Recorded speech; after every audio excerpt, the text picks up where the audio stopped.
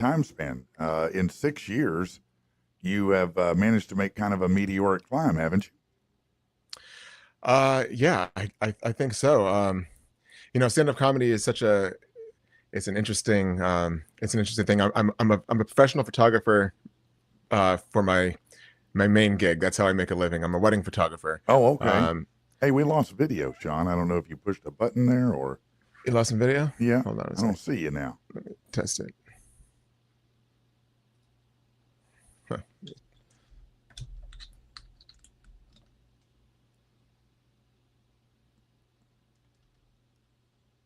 There you are. I'm back. Yeah, you're back. You're back. All Okay. right. So Sorry anyway, about that. no, you're great. You're great. So anyway, what a meteoric rise. Yeah. Thank you. It's like I was saying. It's very stand-up comedy is a very professional, personal thing. So you don't rely on Absolutely. anybody else. You don't have a team behind you. It's all about you. So first starting out, you're just trying to learn how to construct a joke. You're going up there with like really low hanging fruit, Right. Right. and you're just really not being authentic to yourself at all. No, I wasn't. I know that. I watch that show Kill Tony a lot. Do Oh you watch yeah, that I've show? I've seen that. What a great podcast concept and execution that is, isn't it? Oh, for sure. Um, the one the one thing it does is teach, young starting out comedians how to, write jokes. Right. But at the same time, I see a lot of comics in that show trying to do as many jokes in 1 minute as possible, which is a horrible idea for trying to come up with jokes. It is Um, it is a different metric. Cat Williams uses a metric of how many punchlines a minute that he gets, but yeah, you have to understand that he's not just writing punchlines too, and a lot of the young comedians don't get that. It's not a one-liner, one-liner, one-liner. It's a story with a tapestry that has punchlines in it. 100%. And a story is like key because Cat Williams can talk, in 1 minute. If he was going to do a one Kill Tony minute, the whole story would be for just 1 minute with Yes, tons of punchlines built in. that's right. Where on the podcast you see just zero transition, one Mm-hmm. subject to the next, and then Yeah, it's just you're all over the place, and it's like, whoa, what the hell was that? It's fun. It's exciting to listen to, but it was sure. a big like eye opener to me. So I started as a door guy at the Comedy Store in La Jolla before the pandemic, before 2020, so Mm-hmm. 2019, and that gives you the ability to be able to open up for the headlining comics when they come into town. It also puts you on the best of show that takes place there every single Thursday, and then you get to do like the potluck, which is the friends and family show Well, and you on did the Tuesday nights. photography too, right? Yeah, so I was doing the door there, and I was taking the photos there, So you were and you then were with all these people one way or the other. yeah, yes, um, but then once the pandemic ended and everybody was kind of coming back, they were like, why don't you just focus on the photos? You can be our photo Okay. guy. And I was like, okay. And it was all the same perks, which is really cool. Yeah, The Comedy Store up in Hollywood is like such an iconic store. So absolutely. we'll I can give them a call because I'm an employee of the La Jolla location, and they'll put me up on the Friends and Family show over there. And I know a lot of the managers and the staff there. So I could bring my camera and great photos of there. It's a lot of networking. It's a lot of That's exactly what it is. A lot of people forget that while, and this goes with music, this goes with acting, this goes with comedy, goes with anything you do, that yes, talent is a huge component of it. But the other component are what happens behind the scenes where you're interacting with people, networking with people, beginning to develop those tentacles of relationship. Is that how you've experienced it too? 100%. There's this woman. She's a really good friend of mine. Her name is Hillary Hudson. She and her partner Casey Courier started Mic Drop Comedy here Okay. in San Yeah. Yeah. Diego. Yeah. Right after the pandemic, they opened up their first location. It used to be the Comedy Palace. There was another comedy club that was located there for years. It became Mic Drop Comedy. They renovated. They do themed comedy clubs. The second location was in Chandler, Arizona, and they're opening Plano, Texas right now. Oh, wow. So they're building, creating the brand, but most importantly, they really, really, really care about the education to the comics and help bring comics up. They're That's really great with amazing. booking. And the number one thing that they talk about all the time is that you got to be funny enough. Just Yeah. be funny enough, and then you can get booked. Don't be an asshole. You know, be nice to the Ever. staff, be nice to the bookers, be nice to everybody in the club, because you never know who's in the club. You do And not. that was such a you know, it's a big learning experience, because I'm a nice dude, right? Right. But I also like to talk some shit sometimes. You know what I mean? Like it's part of, like, you know, I'm from New York originally. That's what we do by nature. So I think that's a comedy thing. If you're a really good comedian, we just all talk shit like that, man. yeah, 100%. And but you never know who you're talking shit to. So you really got to be careful, Yeah. especially if you meet somebody for the first time at a club, and then they're like, "Oh, you know, I book all these clubs, or I book," and I'm like, "Oh, okay, well, it's a good, it's a good thing you just told me that." Right. Good thing I didn't shit on you a while ago. Yeah. So to answer that question, it's a lot of all those, it's a lot of those things. It's just, for people starting out, getting stage time is super important, but also watching professional comedy is just as or more important, Yeah. because you can get stuck in that open mic scene. And I think that you're a product of your environment. So if you're with a lot of other comics starting out, you know, you got to watch the pros to really absorb what's got them there. So here's something. You know, you've been in 6 years. So 6 years ago, you weren't doing any stand up in your life, I'm guessing. And 6 years later, somehow you're sitting at a table with Joe Rogan. That has to be a surreal experience, man. How the hell did that even happen? Really? You want to hear the answer? Yes. I went to college for film and television, Okay. and I love like video production work, green screen work. Yeah. So I just put myself on that episode. Did you really? That is the best Yeah. thing I ever heard in my life, man. That is the greatest thing I heard in my life, my brother. You have now won me as a follower for life right there. Just in that. Dude, What a brilliant move, man. I adore that, man. That is great. No, strategically, that's an amazing thing, man. That's so smart of you. You know, it's an amazing thing though, just looking at all of the accomplishment, and so much of it has to have to do with the relationships that you've built. Now, being at that iconic location in Hollywood and in that area, obviously you've run into some of probably the household names here and there. What was the moment for you where you just went, man, I can't believe this is happening right now. I can't believe I'm here. I can't believe I'm talking to this person. What is my life about? That's a great question. So, I mean, Pauly Shore. I grew up watching Pauly Shore, all of his incredible movies. His mother, Mitzi Shore, iconic Comedy Store. Yeah, you know, they started legend. it. Yeah. And when Pauly Shore was coming down to the Comedy Store, La Jolla, he knows I do the photos there, so he asked me if I could record his set for him. Okay. And that started to become a thing. Every time he would come down to La Jolla, I would record his set. And I think that sometimes, you know, guys like him and other comedians all over the country, big names, they're touring all the time. They meet so many people. And I think that it takes a couple of times to meet somebody and to do something for somebody until they really kind of like, oh yeah, I know that person. Yeah, you're a human. I recognize you. Yeah, because after the first time, I feel like when I saw them the second time, I was like, oh, I don't even think he remembers me. You know what I mean? So, right. So after a few times of doing some work for him, I was at the Comedy Store up in Hollywood, and I was hanging out on the patio. I was talking to a buddy of mine, Ari Manis, and then Pauly comes around the corner, and he's like, "What's up, bros?" And we were talking, and he's now involved in the conversation. And Ari's like, "Oh, Shaun does, you know, a lot of great pictures," and Pauly's like, "Dude, I know," and he's like, "Bro, do you want to come see my setup?" And I was like, yeah. And I didn't even know what that meant, but yeah. Yeah, whatever that is, yes, I want to see it. Yeah. Assuming it's not your pants down, yes, absolutely. And as a comic on the patio of the Comedy Store, that definitely crossed my mind. Right. I was like, okay, but you know what? Let's go. Let's see the setup. So we leave, and then he lives close by, and he brings me to his house. Wow. And he's showing me his setup. He's showing me his green screen, his cameras. He's got his ideas, what he wants to do, because he's such a creative mind. He's always looking to make content. He's got so many great things that he does. And that moment, I was just like, oh my God, dude. Yeah, I watched this Look dude at, when I was a kid, and I'm standing in his house, and he's telling me about his video setup here. That would be very surreal. yeah. And I'm standing on his balcony. I'm looking, I can see the Comedy Store.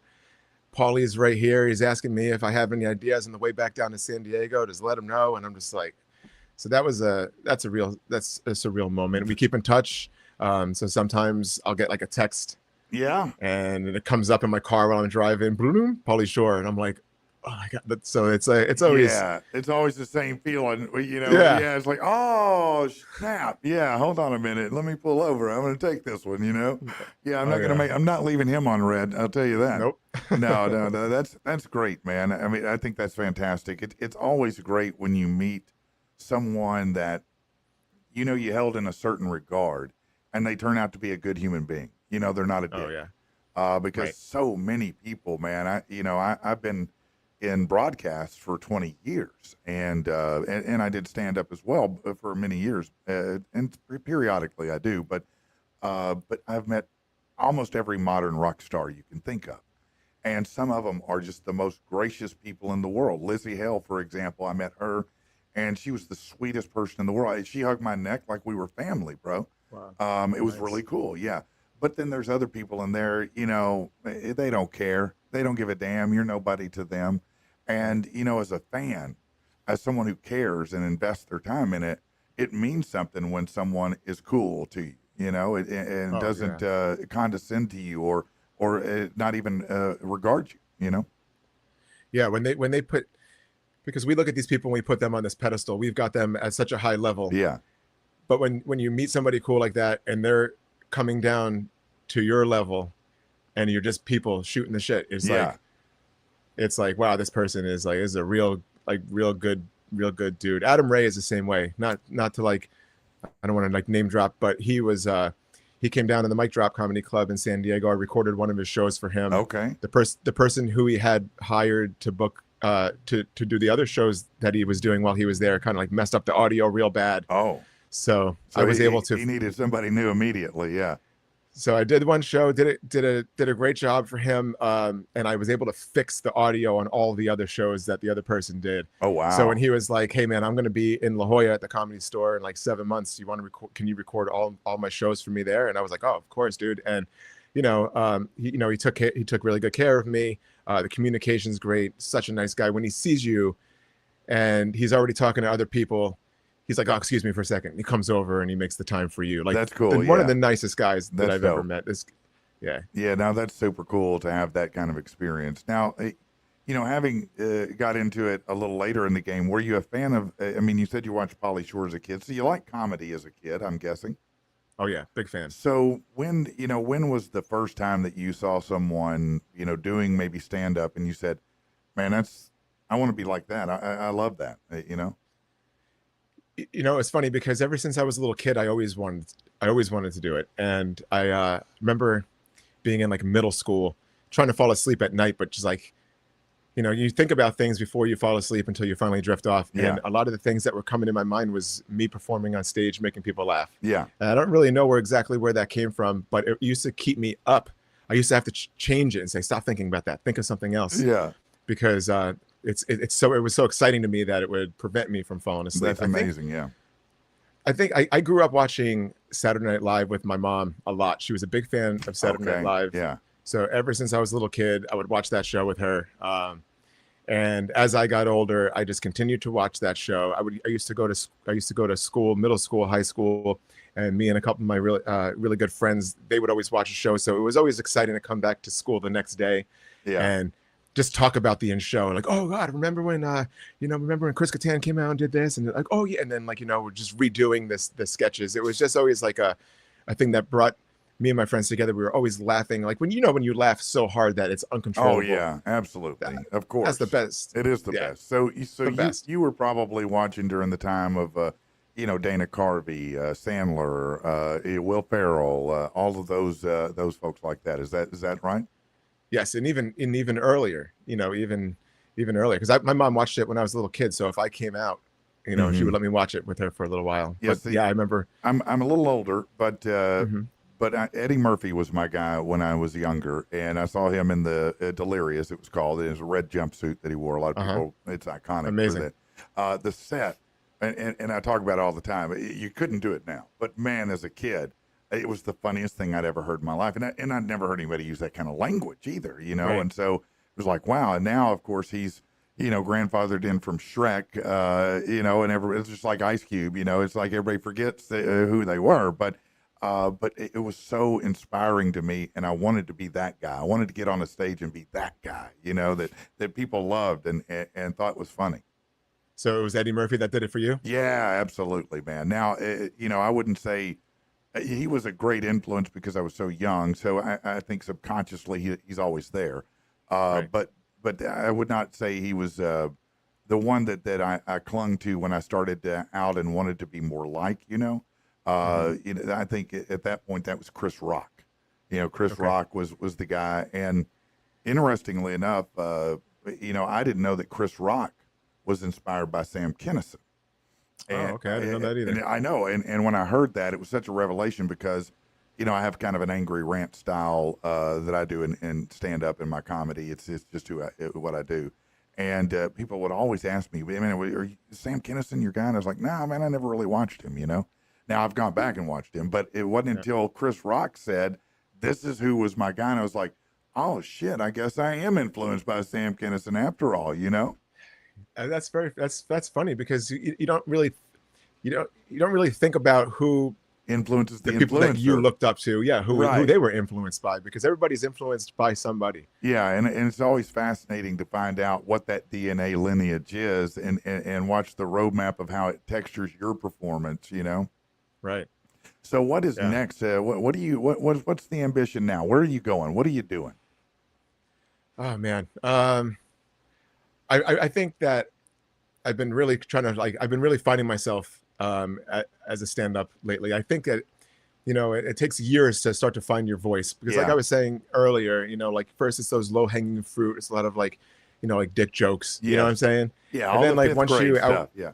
yeah, and then once you start to it was when I was heading up to the Comedy Store to Hollywood and just watching. I remember years ago, they would get the light. They'd have maybe like 3 minutes left, and then they're like, "All right, I'm going to leave you with this." Yeah. And I'm like, "Leave you with this? That's a whole open mic. Like Yeah, 3 minutes is yeah. the whole open mic, and you're just going to leave him with this, Yeah. And then it was like a real eye opener that they're being genuine. They're talking about themselves with Yeah. punchlines. So that's when I really kind of started to, talk about my life. Yeah.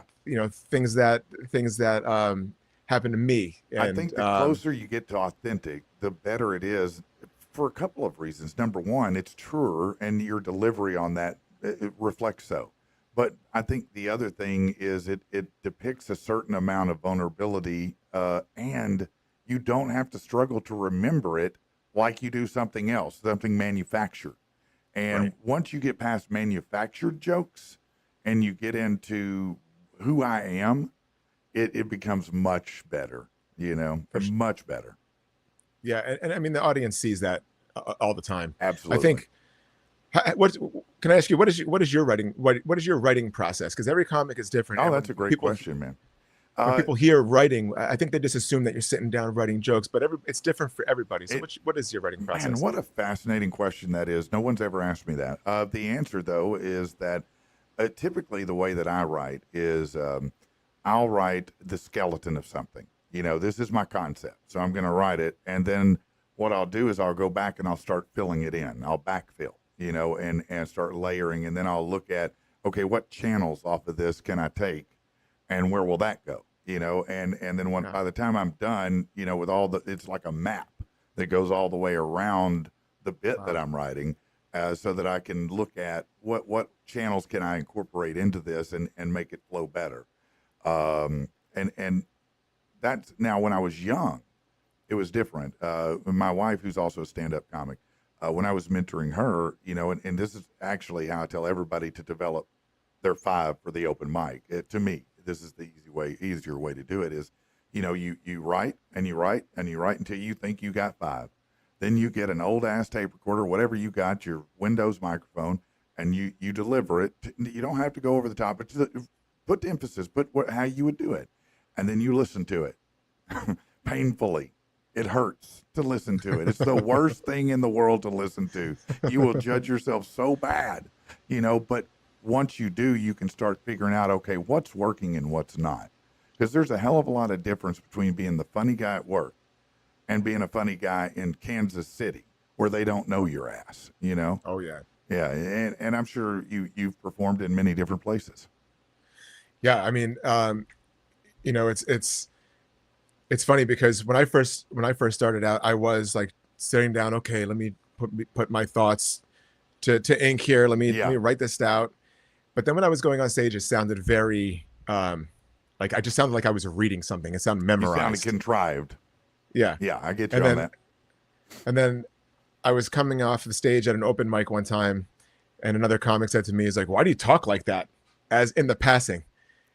And I was like, what the fuck is he talking about? And then when I got home, I was listening to my tape. I was like, yeah, why do I talk like that? That's not how I Yeah. talk in real life. Like, what is this? Like, what's happening? I felt like when I was getting on the stage, I was walking through this imaginary like curtain that like stripped my personality away. Right. Because you got to get used to the stage. You got to get used to the lights. Everybody is like, okay, make me laugh. But the one thing about San Diego, I mean, you mentioned Kansas City. The one thing about San Diego, it is a very young crowd out here. So if you go to like the American Comedy Company, if you go to like the Comedy Store in La Jolla on like the Thursday's Best of Show, it's a younger crowd. So I don't want to. I made sure I didn't want to get into a habit of performing in front of just young people all the time. No, yeah. So it's great when I'm out in Arizona or in another state in front of what America really looks like. That's correct. Yeah, no, and I learned over time because when I first started out, look, I created a character called Angry Patrick, and that's what delivered me to where I am now. And matter of fact, today was rant number 800 episodes Nice. every week, every Friday. That's longer than some TV shows. But that's amazing. Congratulations. Thank you on that. But in developing that character, I began to learn that what you do in a short period and a long period are very different. No one wants to hear you yell at them for an hour, no matter even Sam Kinison. It's a ride that you take people on. And when you come in sounding like you're reading, people, they figure out it's not authentic, even if it's an authentic story. So yeah, I try to remember the spirit of what I've written more than I try to remember the exact language. Now, having said that, there are some exceptions. George Carlin, for example, a great exception of how rote memorization can make a comedian amazing, because that dude in the middle of a set would rattle off a list that was very, very, very structured.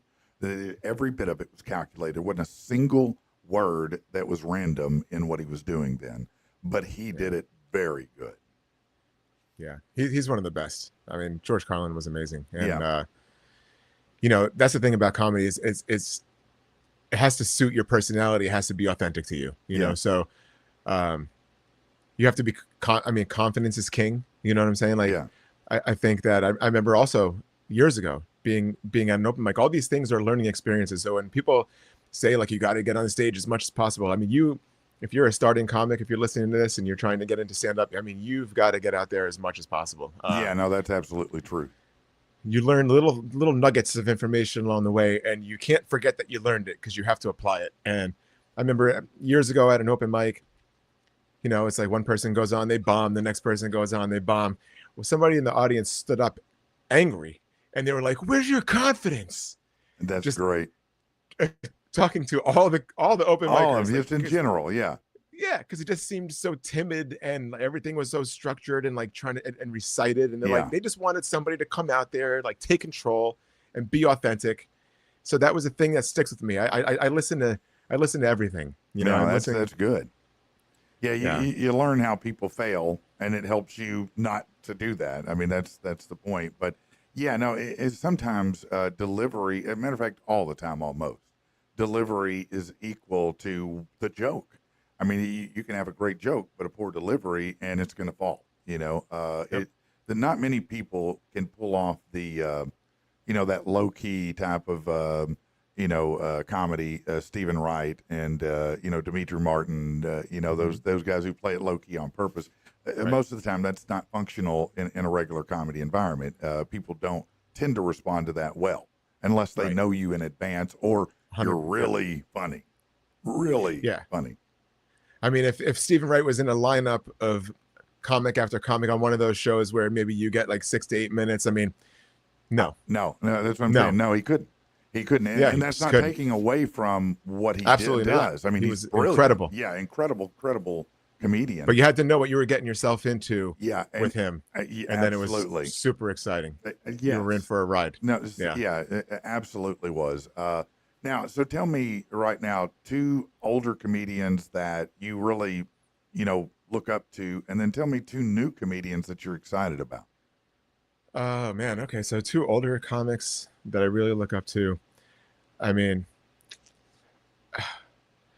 I was so I've never seen like Chris Farley do stand-up comedy, but I watched him on Saturday Night Live week after week, Yeah, and that whenever he was in a sketch, I was like on the edge of my seat. That was the first comic that I really saw, throw his body into everything. Yeah. He was so animated and so large, yes, and watch him throw himself on kitchen. I mean, on tables and Yeah. chairs and break things.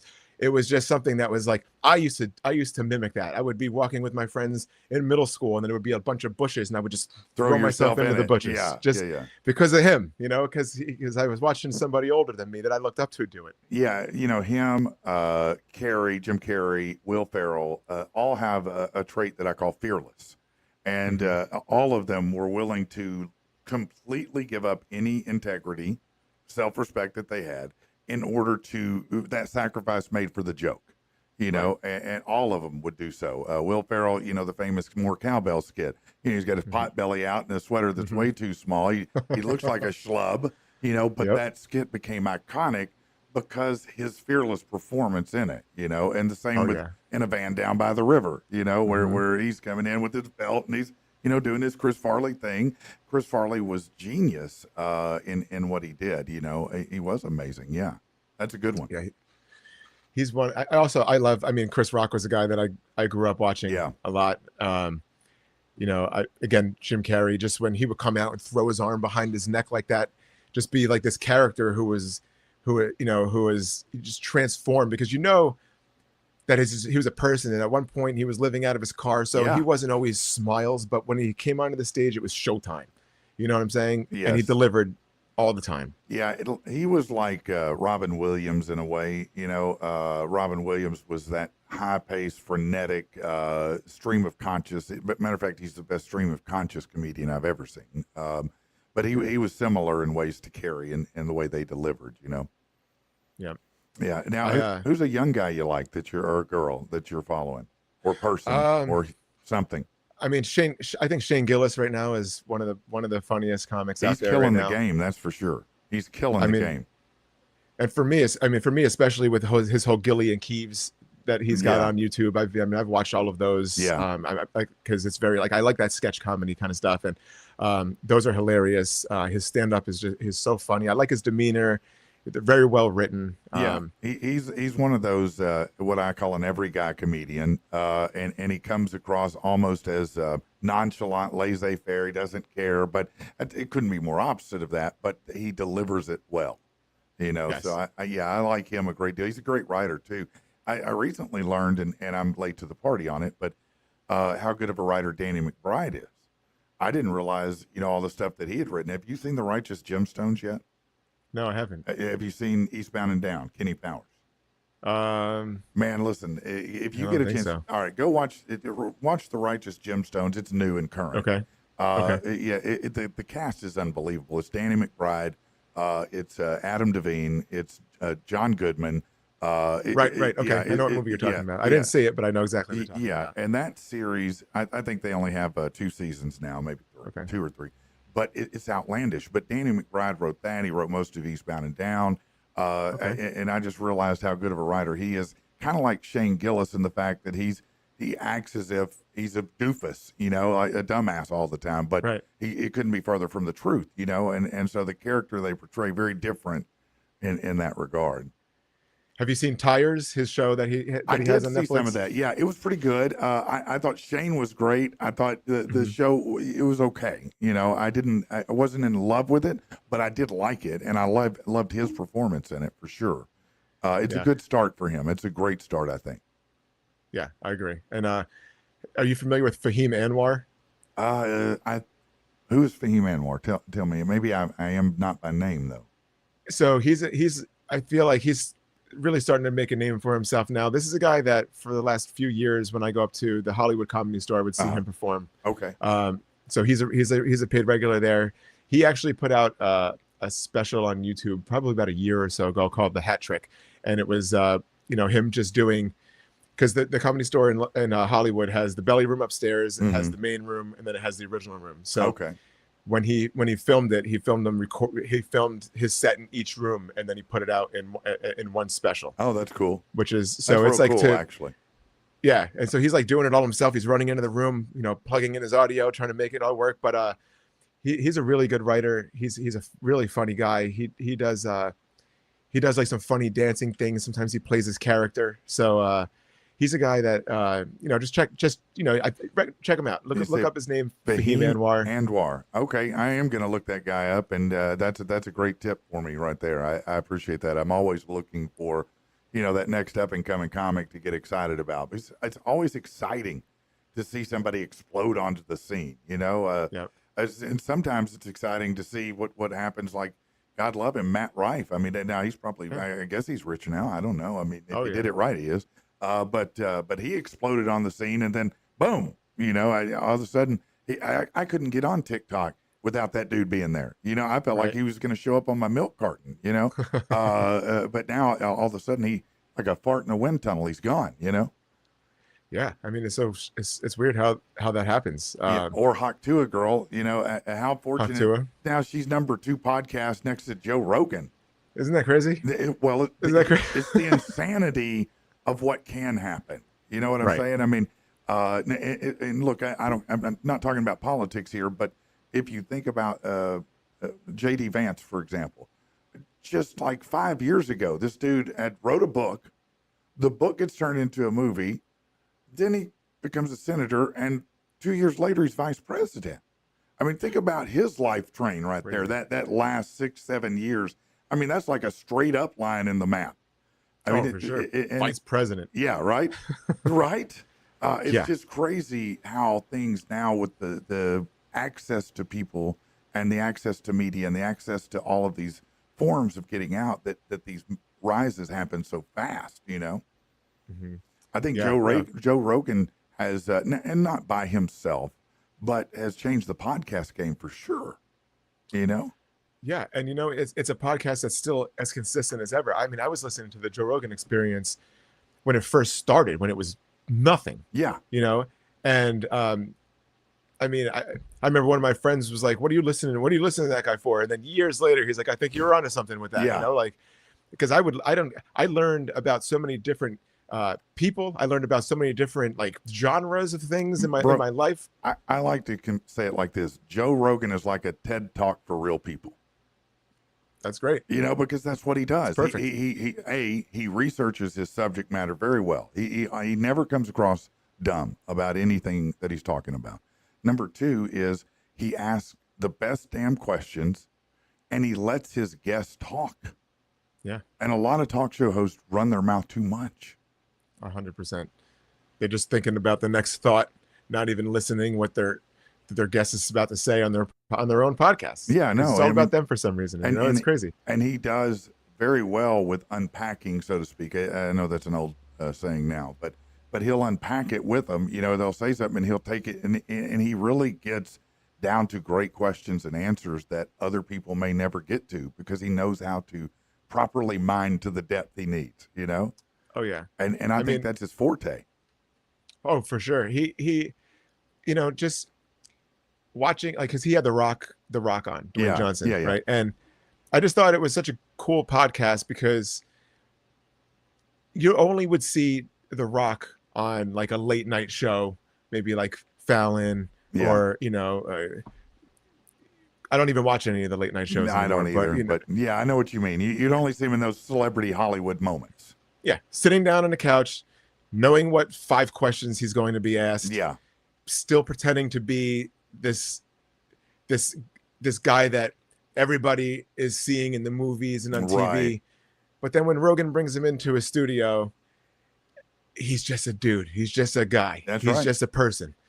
And you hear him cursing, which you would never hear Right. on TV. Right. You hear him talking about his upbringing and you really feel like at the end of the episode that you really got to know a person. Yeah, it was a valuable time that you spent, and you took something from it. It wasn't the 5 basic questions people always ask, and you're like, yeah, I've heard all this shit before, man. Give me something real, Yeah, and that's even one of the things that Jay Leno said after he had left the show, and he stopped doing the late night show. He was like, I'm an old man. I'm sitting down with, 18, 19-year-old singers. And female singers that I have nothing in common with. I can't relate to them at all. Right. So it was just getting to a point for him where he was felt like, disconnected. Just fake. I got to get out. Yeah. And I could see that with him because he's that guy. Look, he loves his cars. That's the thing he loves. And he was a talk show host, but he was a comedian first, and I think that for him, it may have run that course. He's just like, yeah, I don't need it anymore.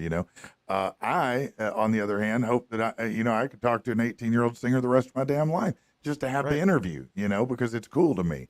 And I think Rogan's the same way. Now he probably is not going to interview many 18-year-olds because the depth there isn't quite developed most of the time. Right.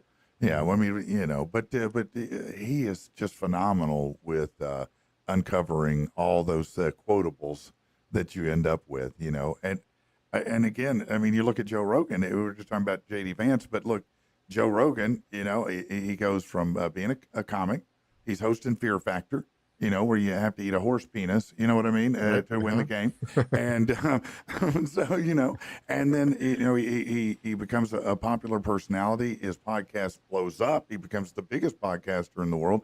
Then he's best buds with Elon Musk, and now Elon Musk is now. Hell, he's in the government, basically, So now Joe Rogan is 1 degree from picking up the phone and going, hey, Don, hey, can I tell you what I'm thinking right now? You know what I'm saying? I mean, think about that for a minute. That's wild, isn't it? It's so wild. And it's something I was actually thinking about that the other day because, I listened to the most recent episode of the Joe Rogan Experience when he just had Elon Musk on again. Yeah. But I remember the very first time that he had Elon Musk on. And how different they both were. Yes. Right. Because it was the first time they were sitting down talking to each other. Elon knows that he's on, the biggest podcast in the world. Rogan knows that he's got one of the biggest geniuses in the world. Yeah. And, Rogan was kind of like very careful with the way he was asking questions. He didn't want to sound like an idiot, talking to this guy who's like a genius. Yeah. And then when he would ask Elon a question, Elon he took this long pause. It was so long that I always had to look to see if my phone stopped streaming. I what's going on noticed here? that too, man. That's funny that you mentioned that because it was a very pregnant pause, Yep. And like just really gathering his thoughts and then laying it all out there. The very last episode, now that they're boys, completely different. No, Rogan, there's no filters. Yeah. There's no filters. They were 100% themselves. They're talking over each other a little bit. There was no pause by Elon. He was very calculated. He knew what he was going to say. He's just very. It's amazing to see that, and then to see that now Elon Donald Trump just made him part of his team. Look, he's in the government. I don't care, what your background is or leanings are. If you can't see a value in the two people they just said here, what they're going to do is they're going to go and figure out where all this money we're spending is going and help us save some of it.